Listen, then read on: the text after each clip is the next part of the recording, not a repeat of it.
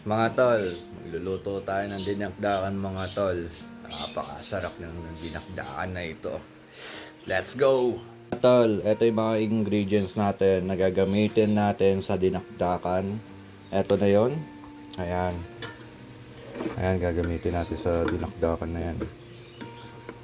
Ayan. Ayan, simulan natin. Ito pala yung kalamansi, sili, sibuyas, eri magic sarap, mayonnaise, saka dinip-dip na paminta. Ayan. Simulan natin dito at lagay natin siya doon. Ayan. Tapos sunod natin yung paminta. Ayan, konti lang yan ha. Konti lang. Tapos itong kalamansi. At magpapalasa dyan sa kalamansi na yan. Tapos itong magic sarap.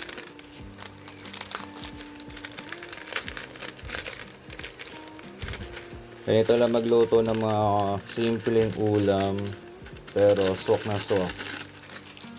Ayan. Ito naman mayonnaise natin.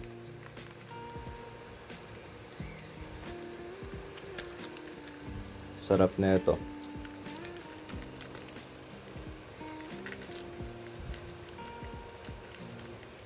Ayan.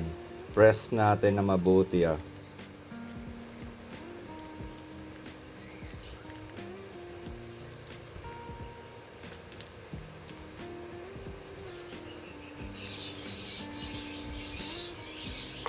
Tapos, smash. Halo-halo man.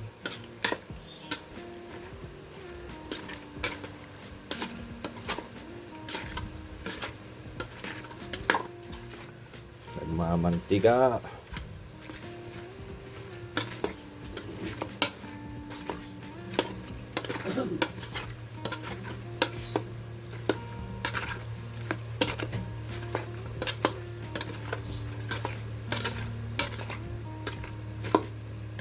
Sarap man. Grabe.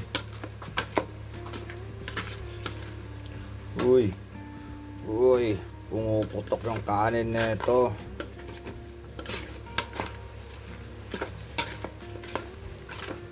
Meron na kayong dinakdakan na simpleng gawa lang.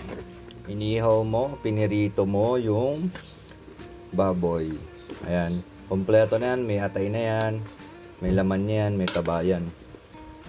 Ngayon, titikman natin siya kung gaano kasarap ang simpleng gawa natin na dinakdakan.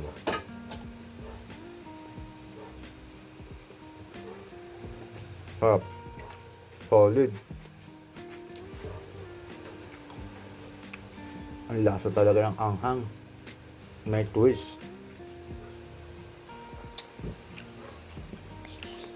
Follow nyo ako, i-like nyo ako. Pa-share na lang din ng video ko.